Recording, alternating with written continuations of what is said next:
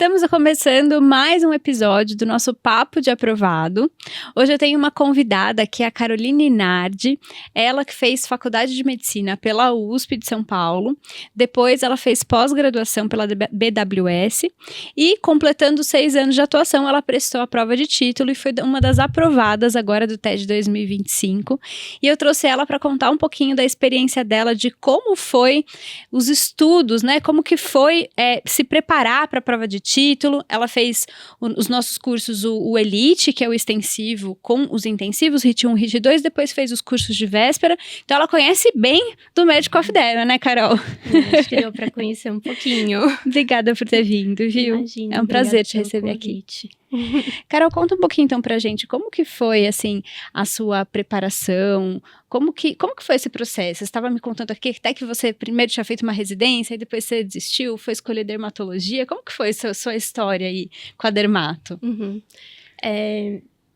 Eu não quis fazer dermato logo no início, né? Não foi assim uma coisa.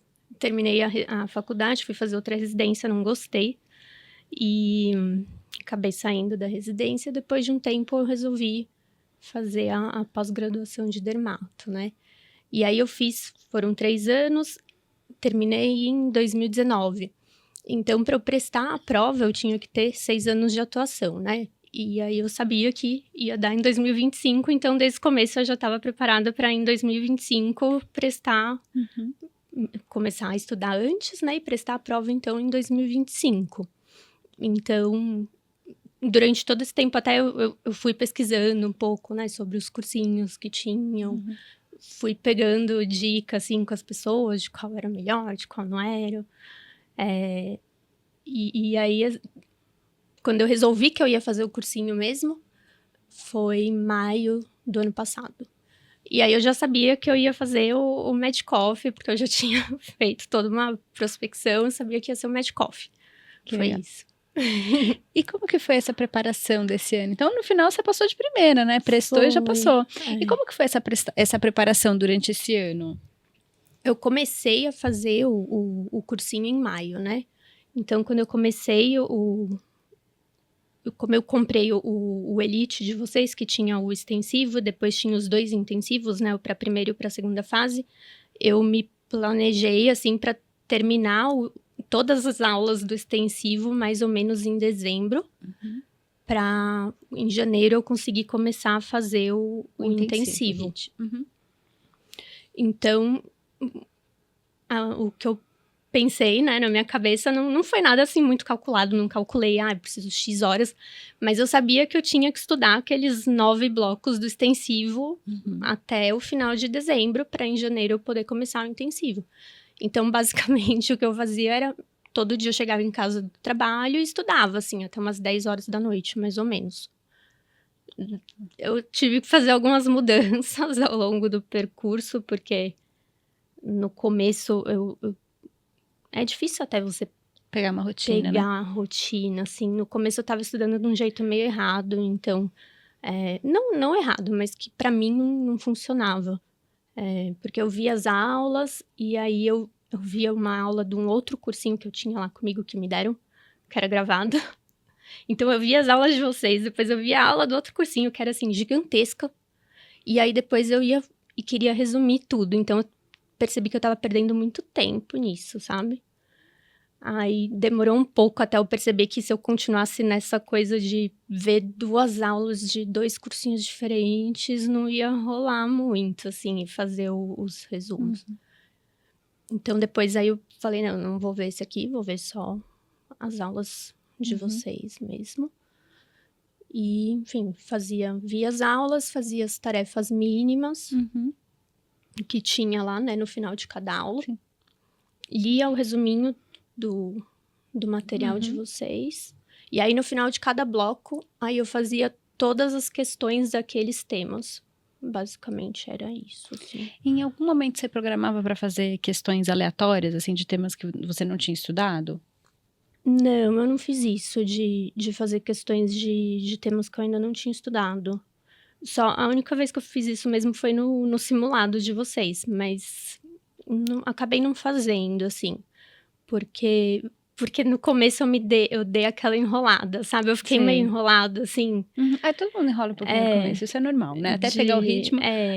De perceber que eu ia ter que mudar o ritmo, eu fiquei acho que até agosto pra perceber que não ia dar certo aquele primeiro jeito que eu tava fazendo, sabe? Então, aí eu foquei em fazer as questões dos temas que eu já tinha visto. Mas eu não fazia, que nem eu deixava pra fazer no final do bloco, porque eu achava que se eu fizesse logo depois da aula, aquilo ia estar muito fresco na minha cabeça, e daí eu ia acabar acertando, porque tava muito fresco na minha cabeça, sabe? Tá. E você usava outras ferramentas, assim, flashcard, alguma outra coisa da plataforma, assim? Eu via os flashcards também, que colocava no final de cada aula. Mas eu acabei não vendo todos os flashcards. Aí o que eu fiz, que no final das contas é meio parecido até com os flashcards, quando eu percebi que não ia dar para eu ficar resumindo todas as aulas naquele tempo que eu tinha, eu comecei a fazer uns post-its, assim, sobre cada tema, né, que eu estudava mesmo. Aí eu fazia uns post-its e colocava palavras-chave, assim, daqueles temas, e ia colando, assim, na parede mesmo ali da onde eu estudava. Que acabou sendo meio parecido com o flashcard. Mas eu lia os que tinham lá nas aulas. Todos eu não li. E você, então, pelo que eu entendi, você acabou correndo ali mesmo o cronograma, estudava aula, fazia a tarefa mínima, fazia o flashcard, tudo ali, o resumo, sempre de cada bloco. Em que momento que você começou a fazer revisões de temas que você já tinha visto, ou então misturar temas ali, se preparando mais para a prova mesmo, chegando mais perto da prova? Aí misturar tema mesmo, isso eu só fui fazer, acho que a partir de janeiro, que foi quando eu comecei a fazer o intensivo para a primeira fase. Porque daí eu comecei a fazer realmente as provas. As provas dos anos anteriores, sabe? Mas até dezembro eu não misturava muitos temas. Era fazer as questões dos temas que eu tinha estudado, sabe? Misturar mesmo foi só a partir de janeiro. E qual foi a sua maior dificuldade, assim, na hora da prova? Assim, você tinha mais alguma questão de ansiedade, ou uma questão mais de medo de perder tempo, medo de esquecer alguma coisa? Qual que era a sua maior dificuldade ali, você com a prova?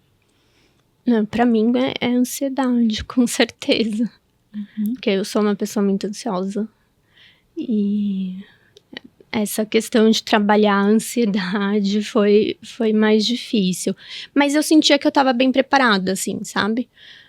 Apesar da ansiedade, porque quando eu fiz o simulado de vocês, o primeiro simulado, por exemplo, ainda tinha muita coisa que eu não tinha estudado. E eu consegui fazer 49 questões no primeiro simulado. E, sei lá, faltava eu estudar, acho que mais uns 4 blocos ainda. Então, eu falei, não, acho que tá dando certo, né, o método aqui que eu tô fazendo. Porque o que eu estudei, eu acabei acertando, sabe? Sem ter feito uma revisão só pra isso, por exemplo. Mas a ansiedade é difícil de controlar. E você chegou a estudar por livro também? Ou você estudou mesmo só pelo material? Não, por livro não. Porque eu percebi que não ia dar tempo mesmo. Eram 8 meses, né? Sim. De maio até dezembro.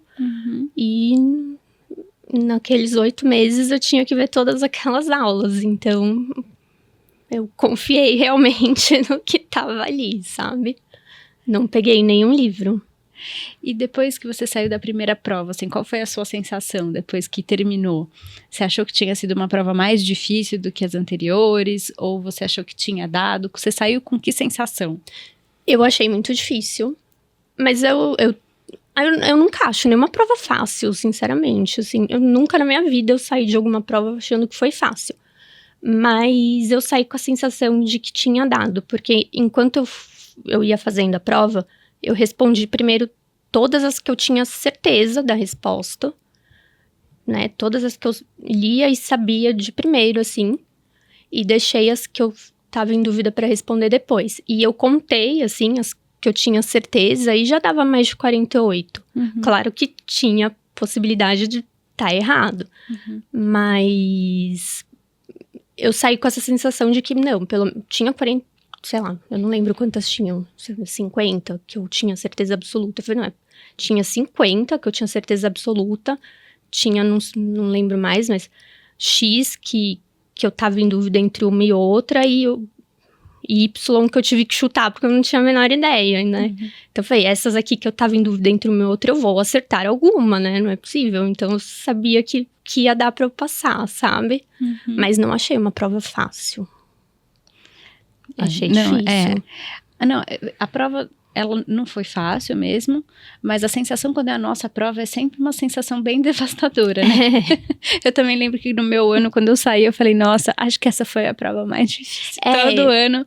E aí, toda vez que alguém me fala isso, não é que eu menosprezo de jeito nenhum, porque eu já vivi isso. Então, eu sei o quanto é difícil estar lá e passar por essa experiência, de você ver questões de temas que ou nunca caíram, ou então um detalhe de um tema que você estudou e foi aquele detalhe que você não estudou e caiu aquele detalhe. Então parece que você fica tão fixado ali no que você errou ou pode ter errado, que você sai com a sensação de que nada deu certo, né? Pelo menos eu tive essa sensação. Então quando alguém me fala isso, eu falo, olha, eu entendo completamente a sua sensação, mas é melhor esperar um pouquinho, passar baixar um pouco, sair o gabarito, porque às vezes a gente tem uma surpresa de que essa sensação às vezes não é a real, né? Não é olhando como um todo, é aquilo que você falou. Às vezes vale a pena racionalizar, falar assim, olha, se eu tenho 50, mais ou menos, que eu tenho certeza, então deve ter dado. Então, às vezes, eu acho que você foi até melhor do que eu, porque eu não conseguia nem racionalizar isso. Porque isso ajuda a gente ali naquele momento. E da primeira para a segunda fase, você teve alguma dificuldade com documentação? Foi alguma questão para você? Foi também, quando eles lançaram quando eles publicaram o edital, porque mudou, né, mudou do que era o edital anterior e tinha aquela questão de que tinha que ter o contrato assinado por alguém com RQ. E eu tinha o contrato, mas não era assinado por uma pessoa com RQ. Então, aí eu até entrei em contato com o advogado que vocês tinham indicado, o Fábio. E ele me ajudou, porque eu tinha trabalhado numa clínica, logo no começo, a primeira clínica que eu trabalhei como dermato.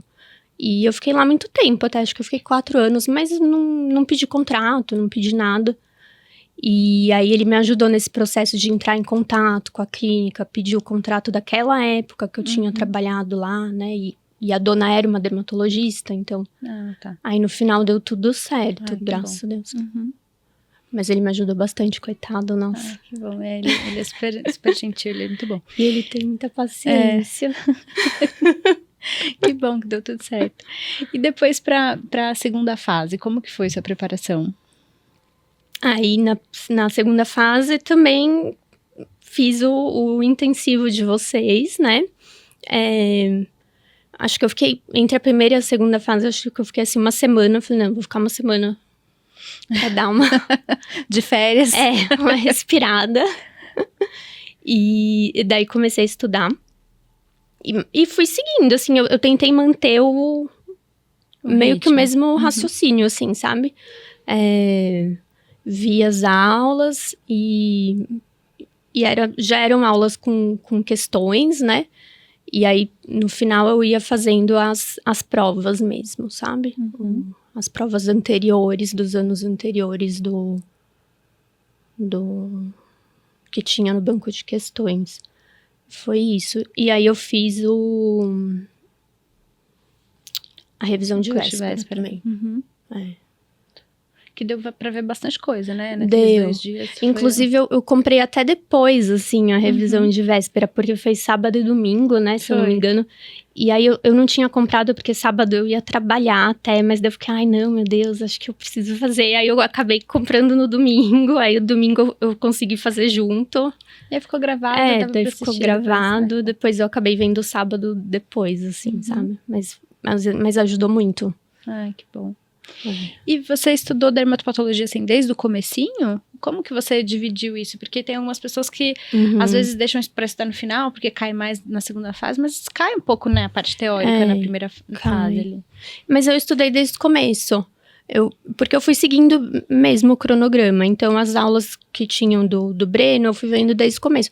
E, inclusive, as aulas do Breno, aí eu fazia resumo mesmo, sabe? Essas eu falei, não, essa eu vou fazer resumo. Porque era a minha maior dificuldade, assim, era a dermatopatologia. Então, fui resumindo, fui fazendo. Eu até procurava, assim, algumas questões.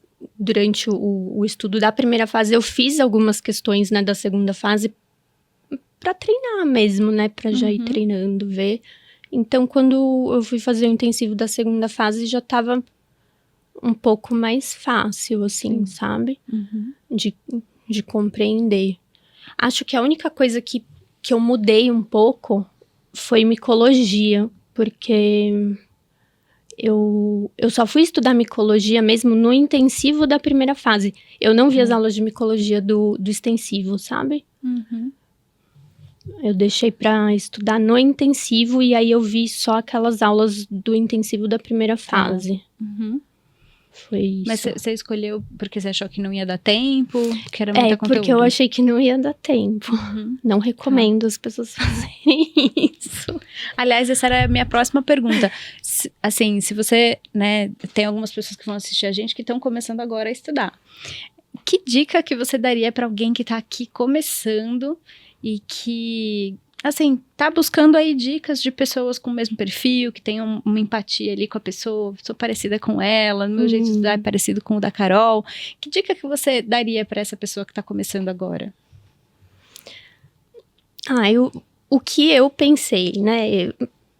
Eu sabia que eu queria fazer aquilo uma única vez na minha vida, assim. Eu falei, não, eu vou fazer isso da melhor forma possível que eu consigo fazer, pra eu ter que fazer essa única vez. Então, por exemplo, no início eu não diminuí o meu ritmo de trabalho. Eu trabalhava, mas eu chegava em casa cansada e eu ia lá e estudava até as 10 horas da noite. Porque, enfim, você tem que, né, seguir aquele planejamento ali. Porque tem dia que você vai estar cansado, tem dia que você vai estar triste, enfim. Tem dia que você vai estar doente, mas você tem que manter aquele ritmo. E uma coisa muito assim, se você sai daquele ritmo um pouquinho que seja, depois pra retomar é muito difícil. Então é muito mais fácil, né, você manter, mesmo que seja um pouco, né, estudar um pouquinho todo dia ali, nos dias que você não estiver bem, do que largar, interromper pra depois retomar é muito difícil. E como que você preparou, assim, a sua cabeça pra manter essa rotina? Porque não é fácil, né? Que nem começar a dieta ou começar a academia e muita gente vai, paga a academia e usa um mês, depois no segundo mês já tá desmotivado. Isso é muito comum na parte de estudos, assim. Como que você fez pra se sentir motivada durante todo o processo? Nossa, é que eu tinha muito claro na minha cabeça que eu ia prestar a prova de 2025, desde o começo, assim, né? Eu terminei a pós-graduação, então eu sabia, eu falava, 2024 eu vou começar a estudar para eu prestar a prova em 2025. Então, eu já tinha isso... O objetivo estava muito claro. Eu já tinha isso muito claro, assim, na minha mente, que em 2024 eu vou estudar e ponto. Eu falei pro meu marido, inclusive, e falou, esse ano a minha prioridade é estudar, eu vou trabalhar e estudar, é isso que eu vou fazer da minha vida. Então, assim, não vou sair, não vou viajar, enfim, acabei indo viajar, porque ele insistiu muito, aí a gente tirou férias, mas eu até levei minhas coisas, assim, para dar uma estudadinha. Não estudei muito, mas levei. Então, pra mim, não foi tão difícil, porque eu já tinha aquilo há muito tempo na minha cabeça, sabe? Que 2024 ia ser o ano que eu ia estudar pra prova. Tá. Foi isso. Eu dei uma desanimada só quando saiu o negócio do edital. Que aí eu fiquei meio desesperada. Falei, putz, não vai dar certo, não sei o quê. Aí fiquei uns 2 dias chorando, assim. Aí você recuperou das cinzas.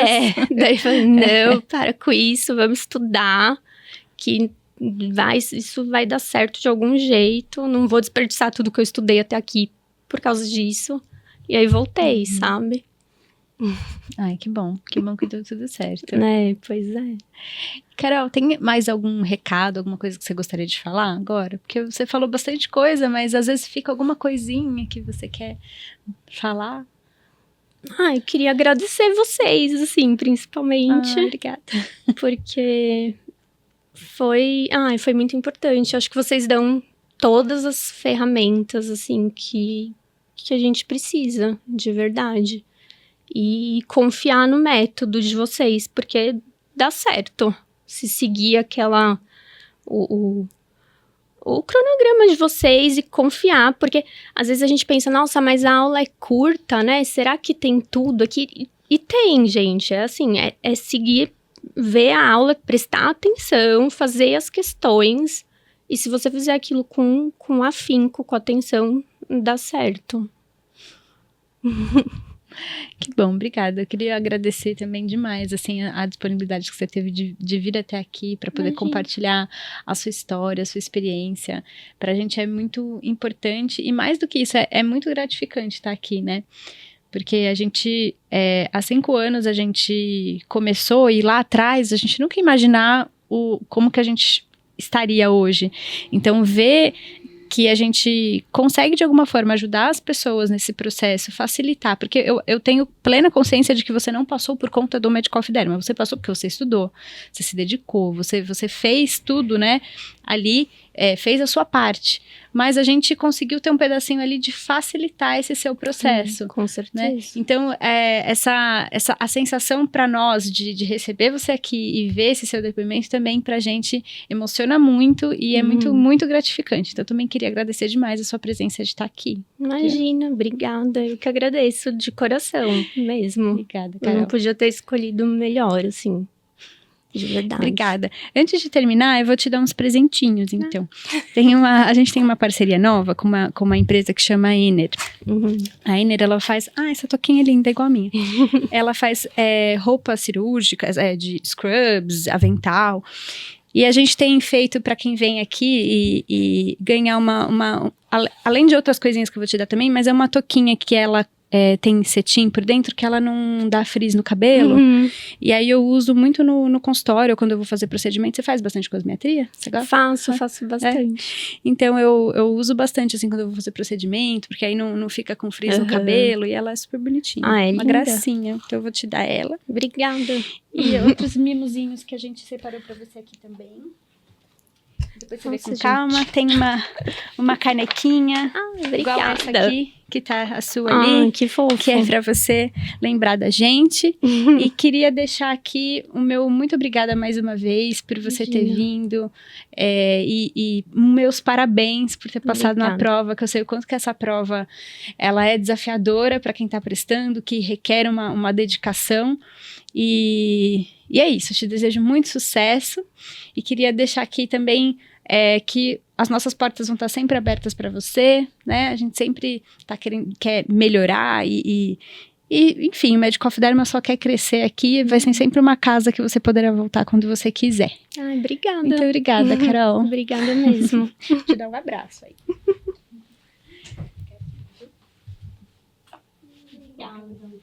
Obrigada. Então, finalizamos então o nosso podcast. Queria agradecer você que esteve com a gente até agora. E nos vemos então no próximo. Um abraço, até mais.